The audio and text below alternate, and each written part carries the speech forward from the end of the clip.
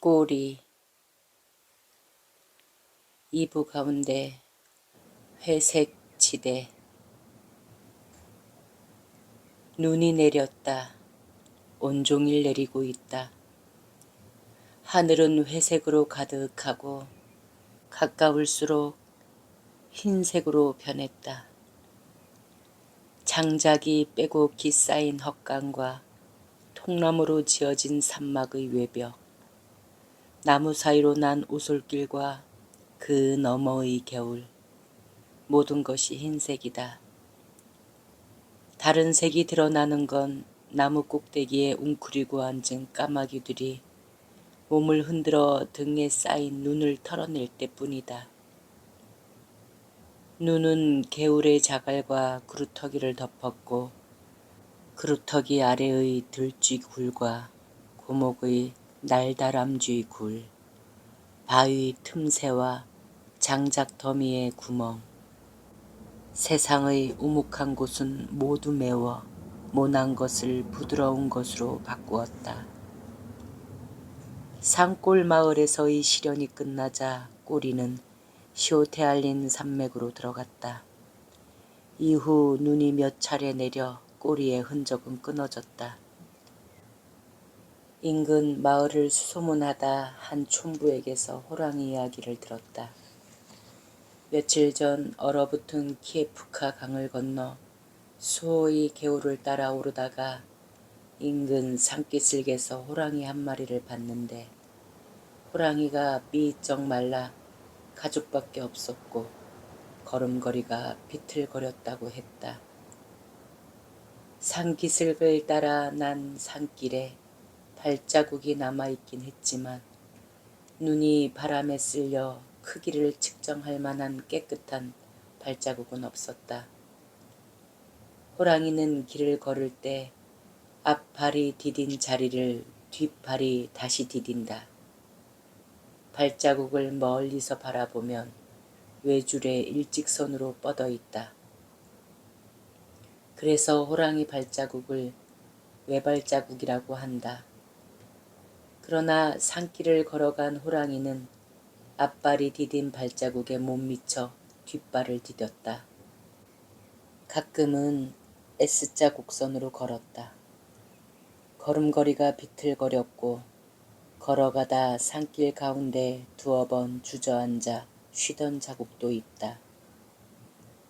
골짜기를 따라 10여 킬로미터쯤 깊이 들어가자 침엽수가 많아지고 바위들이 더러 보이는 능선을 타더니 발자국이 바위 절벽 밑으로 들어갔다.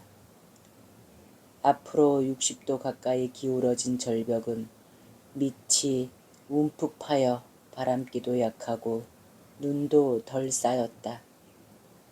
그래도 능선을 훑던 바람이 눈가루를 일으키며 가끔 들이쳤다. 그곳에 호랑이 한 마리가 누워 있었다. 가죽이 뼈에 비쩍 말라붙었고 등골이 울퉁불퉁했다. 앞발을 가지런히 모으고 그 위에 머리를 얹었다. 얼핏 보면 양지 바른 쪽으로 해바라기 하며 깊은 잠에 빠진 것처럼 보였다. 황갈색 털이 누렇게 바랜 늙은 암호랑이였다.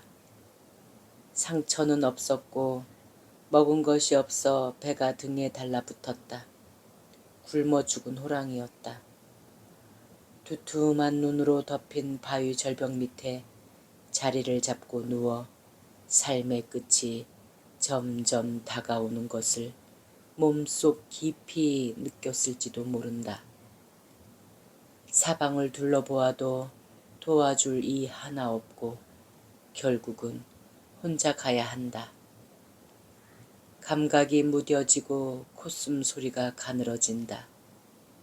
두툼했던 입술이 마르고 체온이 떨어지며 자신의 생을 지탱해주던 어떤 기운이 미세하게 몸을 떠나는 걸 느낀다. 용맹했던 일들, 비굴했던 일들, 과거의 일들이 스쳐간다. 가족과 경쟁자들, 그들도 부질없게 느껴진다. 후회인지 후련함인지 마음이 가라앉으며 편안한 느낌도 든다. 몸속의 거친 것들은 사라지고 솔바람 같은 미세한 기운만 남아 쏴 하고 서서히 기억을 씻어낸다. 달 없는 밤에 새벽이 온 것처럼 눈앞이 흐릿해지다 까무룩 잠이 든다. 이런 기분이 찾아온다면 그 자리가 바로 육체의 길이 끊어지고 마음의 길이 소멸해 버리는 자리다. 이 호랑이는 더 이상 굶주리거나 추위에 떨지 않을 자신의 자리로 이곳을 골랐다. 쾌행한 눈동자 속의 검푸른 빛이 먹이를 구하려는 건지 마음을 구하려는 건지 세상의 끈을 아직 붙들고 있는 것만 같았다. 겨울이 황량한 산맥을 사납게 몰아붙이며 절정으로 치닫자 짐승들은 깊은 골을 벗어나 야산으로 내려왔다. 내려오면서 쓰러지는 동물들도 늘어나고 있다. 이 고비를 넘겨야 봄이 온다. 개구리도 나오고 메뚜기도 나오고 동면에 들어갔던 곰과 오소리도 깨어나 겨우 내 굶주린 배를 채우기 위해 숲을 헤맬 것이다. 그러면 꼬리도 체면 차린 식사는 못해도 최소한 굶주리지는 않을 것이다. 그러나 그 봄을 기다리기엔 겨울이 너무 길고 혹독했다. 끊어졌던 꼬리의 흔적이 디피코우로 들어가는 초입에 다시 나타났다. 디피코우, 우대게 말이다. 산타고의 고와 디피코우의 코우는 어간에 따라 다르게 발음되긴 하지만 모두 곡에서 나온 말로 계곡을 뜻한다. 산타고의 세 번째 큰 계곡이라는 뜻이고 디피코우는 사냥꾼들의 계곡이라는 뜻이다. 양 갈래로 뻗어내린 산맥의 봉우리와 뿌리들이 겨울빛 아래 차갑고 싱싱했다. 새로 내린 눈은 부드러워 발길에 차일 때마다 하얀 속살을 드러냈다. 꼬리는 디피코우로 향했다. 배가 부르자 영역 표시 본능이 되살아났다. 향긋한 잣나무와 구수한 참나무, 스쳐가는 나무들이 또렷해지고 눈을 밟는 앞발에도 뿌직뿌직 힘이 실렸다. 디피코의 그랜드 마커인 새 아름드리 잣나무가 가까워지자 영역 표시가 잦아졌다. 바위에 쌓인 눈더미와 굵직하니 기울어진 나무마다 꼬리가 남긴 오줌 자국이 냄새를 풍겼다. 멧돼지 한 마리 효과를 발휘하여 꼬리는 숲에 대한 자신의 믿음을 끊임없이 남겼다. 독한 냄새가 오늘은 향기로웠다. 디피코우와 산타고, 두 갈래 산맥이 합쳐지는 곳에서 또 한 마리 호랑이가 산마루를 타고 내려왔다. 발자국이 굵고 보폭은 시원했다. 그리고 뒷발자국이 사다리꼴 모양이었다.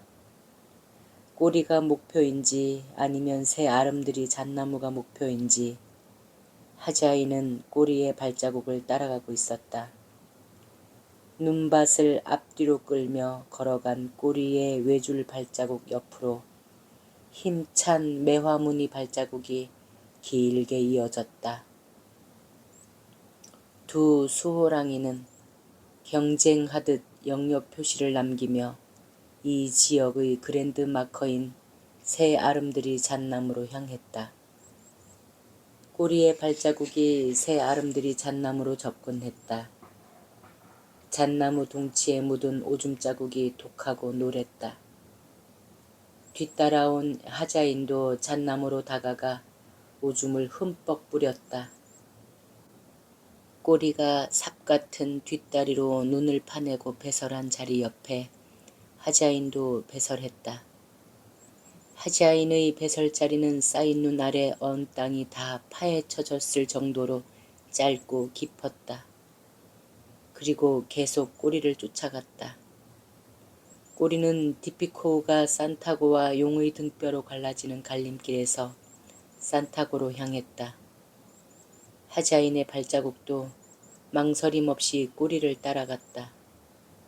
하자인의 목표는 꼬리였다. 산타고에서 넘어온 하자인이 산타고로 넘어가는 꼬리를 뒤쫓고 있었다. 하자인의 목표는 이 지역의 그랜드 마커인 잣나무도 아니고 용의 등뼈도 아닌 오직 꼬리였다. 하자인은 영역 표시 경쟁을 하는 것이 아니라 자신의 영역으로부터 꼬리를 밀어내려 하고 있었다. 이 지역의 으뜸 수호랑이, 새로운 왕대로서 이제 서열을 확실히 하기 위한 정도가 아니라 자신의 사냥터와 자신이 거느린 암호랑이들로부터 늙은 왕대를 완전히 몰아내기 위해 따라다니고 있었다. 하자인의 시원하고 망설임 없는 발자국은 수컷이 수컷에게 보내는 힘과 적의를 느끼게 했다. 산타고를 향해 능선을 타던 꼬리의 발자국이 오솔길 한가운데서 멈춰섰다. 꼬리 앞에 사다리꼴 모양의 발자국이 서 있었다. 그 발자국 앞에서 꼬리는 더 이상 나아가지 못했다. 꼬리에게 다가온 발자국도 물러서지 않았다. 다툼은 없었다. 새로 내린 눈발에 찍힌 흔적은 간결했고 명확했다. 물러서진 않았으나 나아가지 못하고 있던 꼬리의 발자국이 주춤주춤 뒷걸음질 치더니 오솔길을 벗어나 경사지로 내려갔다. 그리고 다시 디피코우 하류로 향했다. 그것으로 수컷과 수컷 사이의 기세는 갈라졌고 영역과 영역은 합쳐졌으며 숲은 충돌 없이 고요해졌다. 물러설 것인가 말 것인가, 이것을 가장 민감하게 알아차린 자는 바로 꼬리 자신일 것이다. 과거 자신이 어떤 상대를 밀어붙였을 때 상대가 보여주었던 행동이 기억났을지도 모른다. 그 기억이 그 상대가 행동한 대로 따라하라고 속삭였을지도 모른다. 진실이란 대개 강한 아픔과 허물을 불러온다. 그러나 꼬리의 간결한 흔적 속에는 본능에서 움튼 미련과 망설임이 섞여 있지 않았다. 이제 물러설 때를 늘 염두에 두며 살아야 할 시간이다. 꼬리가 수컷으로서의 미련을 완전히 버리진 않았을지도 모르겠다. 그러나 살아야 할 이유를 증명하기엔 그는 너무 늙었고 먹고 살 일도 벅차다. 이제 꼬리가 다시 영역 표시를 한다면 그것은 오줌바위나 아름드리 잣나무가 아닌 훨씬 위험하고 황량한 회색지대일 수밖에 없다. 숲의 변두리이자 마을의 변두리인 저 강물 너머 회색지대. 그곳에서는 먹이를 잡아도 불안에 떨며 먹어야 하고 영역 표시를 해도 봐줄 동족이 없다. 개체가 새로운 곳에 내던져지면 새로운 환경, 새로운 길, 새로운 잠자리, 먹잇감도 바뀌고 그를 노리는 길목도 바뀐다. 현실 세계가 바뀐다. 디피코우는 산맥 하나를 두고 산타고와 맞닿은 계곡이다. 사냥꾼들의 계곡이란 뜻으로 과거 동물들이 많이 살아서 붙여진 이름이다. 이 계곡에 빽빽히 들어찬 참나무 군락은 보기 드물게 울창한 숲을 이루고 있어 지금도 사슴과 멧돼지 무리가 사시사철 찾아온다.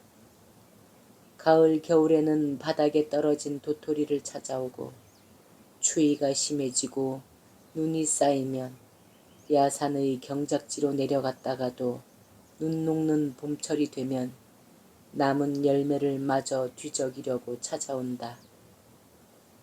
기피코우에는 무리를 크게 형성한 멧돼지 떼가 살고 있는데 이 무리의 우두머리는 이 지역 사람들에게 널리 알려진 멧돼지다. 나이가 들면서 흑갈색 털이 희끗희끗 탈색된 수컷으로 아래턱의 예리한 송곳니가 오랜 세월 자라서 커다란 어금니가 되었다. 주둥이 밖으로 뻗어나온 어금니가 얼마나 크고 인상적인지 사람들은 이 멧돼지를 어금니라고 부른다. 어금니는 먼저 그 덩치로 유명하다. 어금니를 본 적이 있는 한 산지기는 키 1m 50cm에 무게가 400kg은 나갈 거라고 말했다. 어금니가 진흙탕을 뒹군 뒤 참나무에 어깨를 비빈 흔적을 본 적이 있는데 참나무에 묻은 진흙의 높이가 1m 20cm는 되어 보였다. 어금니가 알려진 지 67해 되었으니 그렇게 자라기까지의 성장 시기를 감안하면 10서너 살은 넘었을 것이다. 야생 멧돼지는 질병이나 밀렵, 호랑이 같은 천적 때문에 7, 8살을 넘기는 경우가 별로 없다. 온갖 위험을 피해 지금까지 살아남았으니 어금니는 늙긴 했어도 노련한 멧돼지였다. 멧돼지들은 번식기가 끝난 겨울철이면 가족끼리 단독 생활에 들어가지만 어금니에게는 몇몇 암돼지 가족들이 따라다닌다. 어금니의 작고 개슴츠레한 눈 뒤에 자리한 굳센 지혜와 경험에 의존하려는 암돼지들이다. 어금니는 천적의 접근에 예민하다.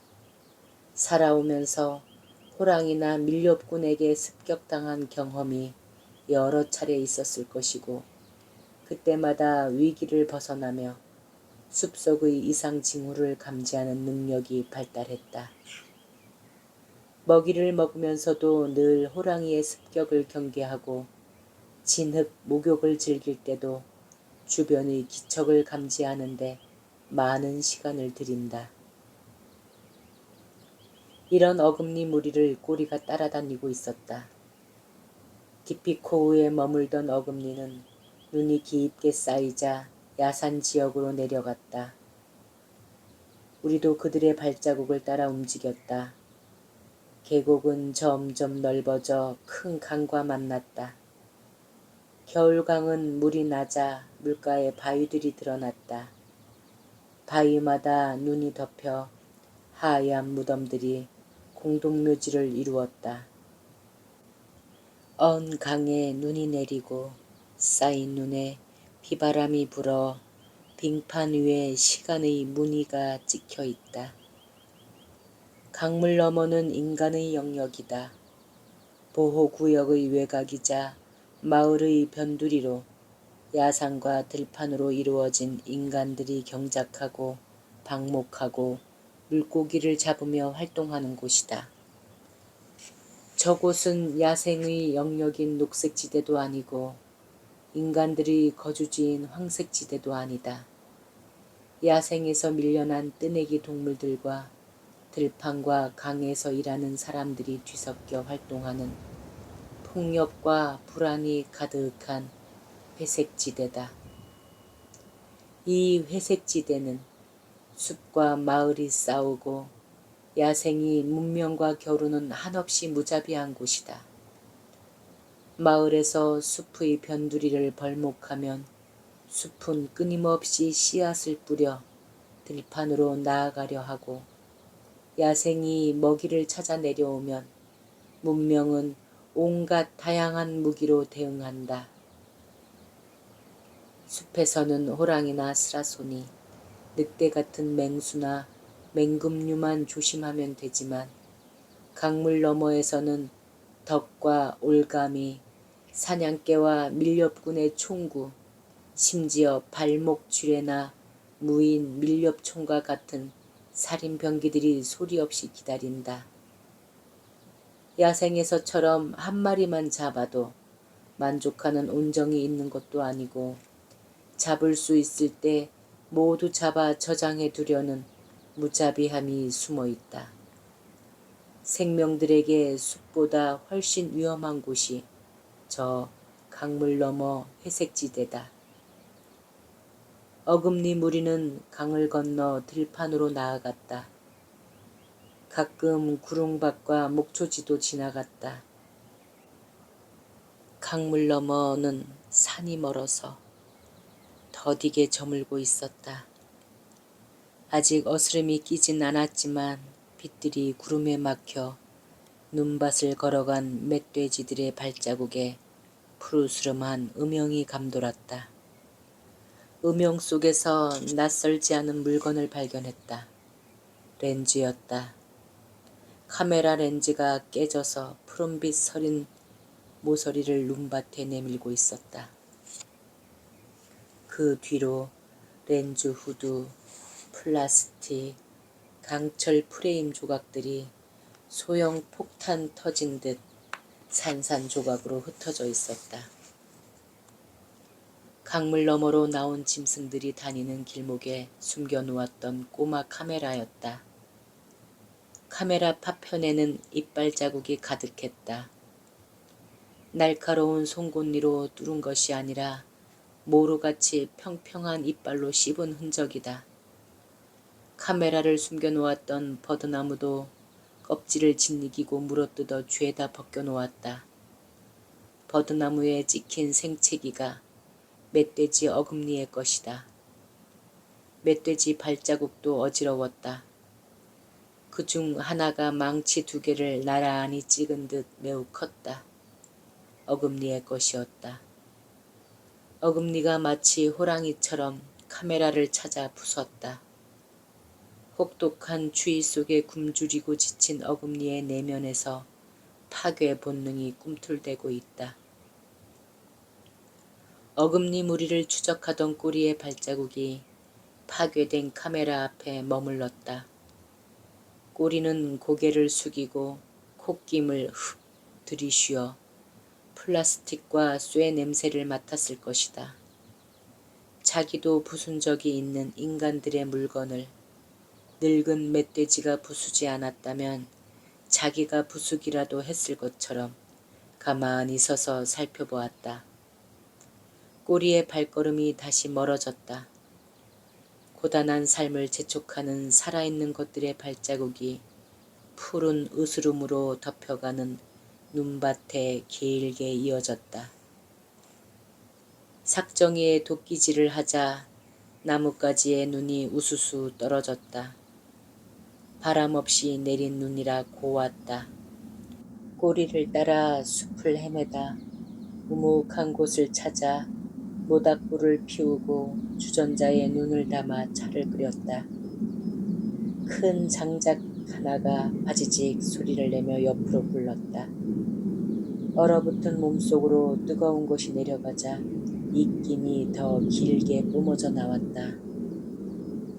쓰러진 나무와 구릉의 바위에 눈이 쌓여서 하얀 봉분을 이루었다. 그중 하나가 움찔거렸다. 다가서자 눈이 일어서며 봉분 한쪽이 무너졌다. 멧돼지였다. 멧돼지가 깊은 눈 속에 가만히 엎드려 몸 전체로 겨울을 맞고 있었다. 두껍게 쌓인 눈이 기척과 냄새를 지운 탓에 꼬리가 발견하지 못한 모양이었다. 멧돼지는 겨우 앞발을 일으켜 세웠으나 푸르르 콧김 한 번 불 기운이 없는지 나를 물끄러미 쳐다보기만 했다. 눈빛은 눈밭을 달리고 있지만 발은 눈밭에 잠겨 있다. 추위와 굶주림에 지쳐 탈진한 눈빛이 거뭇하게 꺼져간다. 죽음의 기척이 눈바람을 따라 다가왔다. 잦은 폭설과 혹독한 추위로 먹이 찾기가 힘들어졌다. 나무 껍질을 벗겨 먹으며 연명하는 것도 한계가 있다. 이렇게 쓰러진 동물들은 거듭되는 폭설에 깊이 파묻혀 있다가 봄눈이 녹으면서 하나둘 모습을 드러내 겨울을 이겨내고 살아남은 자들의 먹이가 된다. 겨울을 이겨내지 못한 잔해들의 운명이다. 생명의 근원이 아침 햇살을 뿌렸다. 가지마다 서리꽃이 피었다.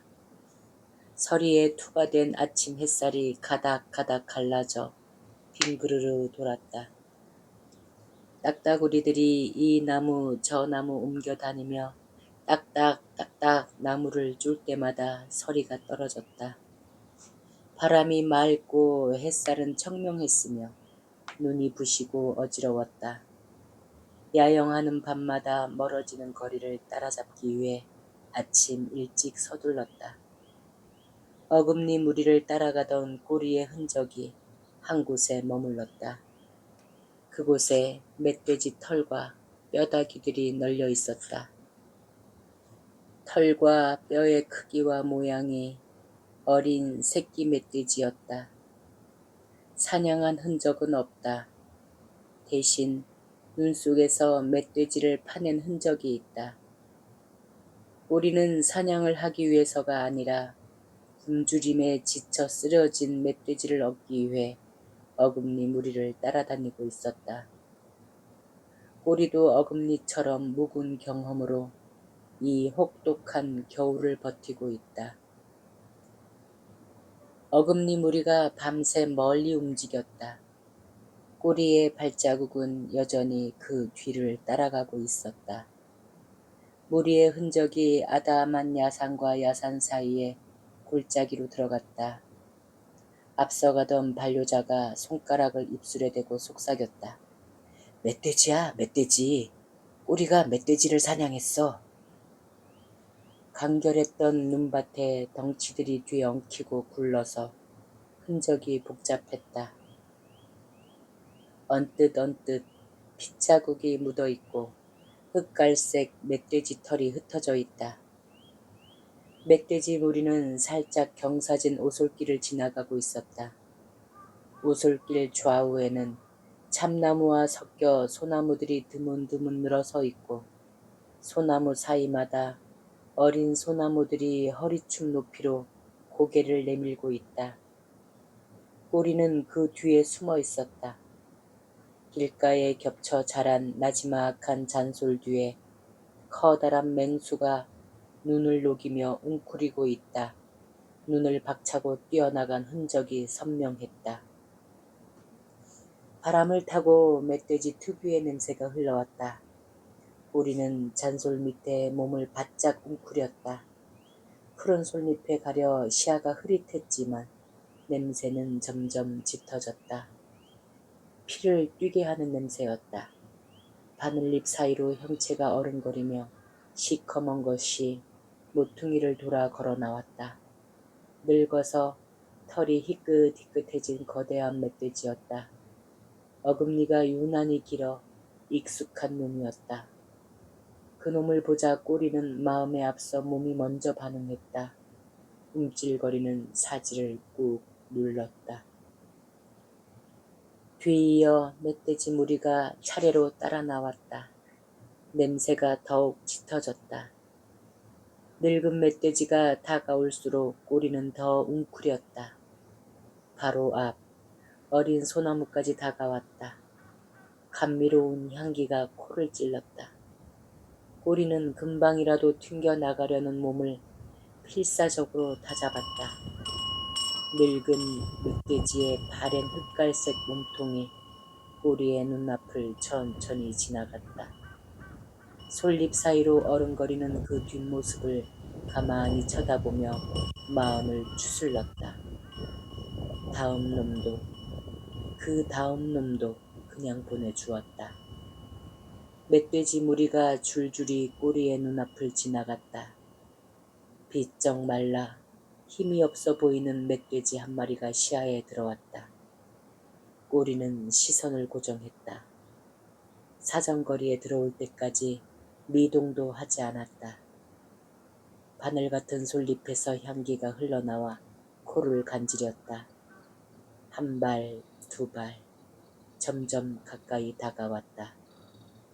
꼬리는 뒷다리에 힘을 주었다. 눈을 박차고 잔소를 뛰어넘었다. 갈고리 같은 발톱을 멧돼지의 어깨 근육에 박아 넣으며 송곳니로 목을 물어 쥐었다. 달려드는 힘의 관성으로 어딘가로 굴러떨어지는 와중에도 턱에 힘을 주어 목줄을 뚫었다. 바람이 새는 듯한 멧돼지의 울음이 길게 울려 퍼졌다. 그럴수록 턱에 더 힘을 주었다. 쉰 울음이 차차 잦아들더니 이윽고 멈추고 멧돼지의 몸이 걸레처럼 늘어졌다. 꼬리는 목줄을 놓고 숨을 가쁘게 몰아쉬었다. 멧돼지들이 언덕 위로 줄줄이 달려가고 있었다. 꼬리는 기다렸다. 멧돼지가 대처할 틈이 없을 만큼 아주 가까이 다가올 때까지 끈질기게 기다렸다. 바람은 꼬리에게 유리했을 것이다. 자신이 숨어있던 솔잎 앞으로 멧돼지가 들어오자 그제야 달려들었다. 꼬리가 덮친 충격으로 멧돼지는 서너 걸음밖에 도망치지 못하고 산길 옆 1미터 깊이의 구렁으로 떨어졌다.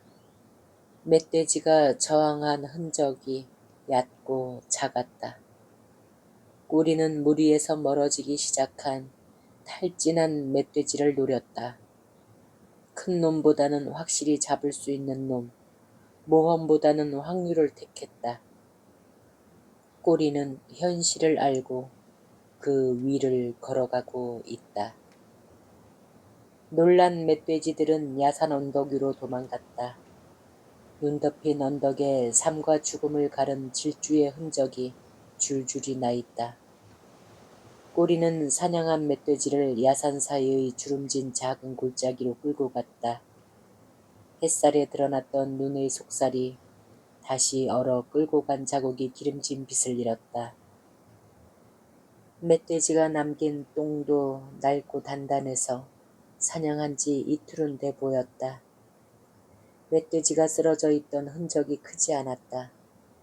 이 정도 몸집이면 먹어치우는데 하루 이틀 걸린다. 근처에 꼬리가 있을지도 모른다. 발소리를 죽이며 골짜기를 올라갔다. 멧돼지를 끌고 가느라 힘들었는지 거친 혓바늘을 세워 차가운 눈을 핥은 자국이 보였다. 꼬리가 목을 축인 곳부터 골짜기가 가팔라졌다. 50미터쯤 더 올라가자 우묵하고 양지 바른 골 자리가 나타났다. 그곳에 멧돼지 자네가 있었다. 흑갈색 털이 이리저리 널렸고 이미 다 뜯어먹은 통뼈들과 두개골이 그 가운데에서 뒹굴고 있었다. 하얗게 드러난 두개골의 두피까지 알뜰하게 뜯어먹었다. 멧돼지 두개골을 들어 올렸다. 아래턱에 제법 사나운 어금니 4개가 붙어 있었다. 작은 수컷이었다. 두피에 조금 남은 피와 살점이 싱싱했다. 꼬리가 방금까지도 두개골의 두피를 뜯어먹고 있었다. 고개를 들어 주변을 가만히 훑어보았다. 벼슬 바다 금잔디처럼 밝은 둔덕이 우묵한 골자리를 둘러싸고 있고 둔덕에 부딪힌 겨울바람이 가끔 돌아 나오며 마른 풀잎을 흔들었다.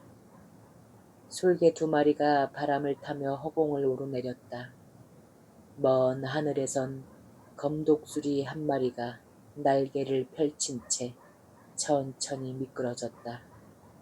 가까운 하늘은 까마귀 소리 하나 없이 차분했다. 산뿌리를 돌아나간 꼬리의 발자국이 생생했다. 여기서 골짜기로 올라오는 우리를 줄곧 지켜보고 있었다. 꼬리의 발자국을 따라 골자리를 벗어나자 겨울 바람이 세차게 불었다. 야산의 능선 초입 하나를 돌아섰을 때 붉은 몸체가 멀리서 펄쩍펄쩍 뛰었다. 붉은 몸체는 야산의 마루로 달려 올라갔다. 마루 위로 올라간 꼬리가 멈춰서더니 고개를 돌려 우리를 바라보았다. 눈빛이 담담해 보였다. 그의 삶을 비추는 얼굴이 낯설지 않았다. 세월의 몹쓸 짓에 휘둘렸어도 누구에게도 의지하지 않고 제 힘으로 살아가는 얼굴이었다. 눈을 마주치며 무심하게 바라보던 꼬리가 고개를 돌렸다. 터벅거리는 몸짓이 천천히 야산 너머로 사라졌다. 우리도 산마루로 올라갔다. 꼬리는 야산 허리를 빙 돌아 나갔다. 등걸 같은 어깨를 실룩이며 야산을 내려가는 꼬리의 뒷모습에 바위처럼 얼어 죽은 암호랑이의 야윈 등골이 겹쳐 보였다. 야산을 내려간 꼬리의 발자국은 숲으로 돌아가지 않고 강물 너머에 머물렀다. 강물 너머는 자신의 영역도 아니고 하자인의 영역도 아니지만 길은 늘 그곳으로 뻗어 있다. 젊어서 걷던 산길의 꽃들은 향기로웠으나 이제 눈 내린 들길의 꽃타래는 뜯겨나가고 산산이 흩어져 버렸다. 늙은 날의 눈보라는 날마다 대지를 덮어 이제는 인간과 자신의 영역조차 모호하게 만들어 버렸다. 사랑하고 다투며 고달픈 삶을 이어오느라 까마득히 잊고 있다가 강물 너머를 걸으며 꼬리는 문득 만날지도 모른다. 사랑하고 다투던 상대들이 하나 둘 떠나고 갈림길에서 홀로 서성이는 자신을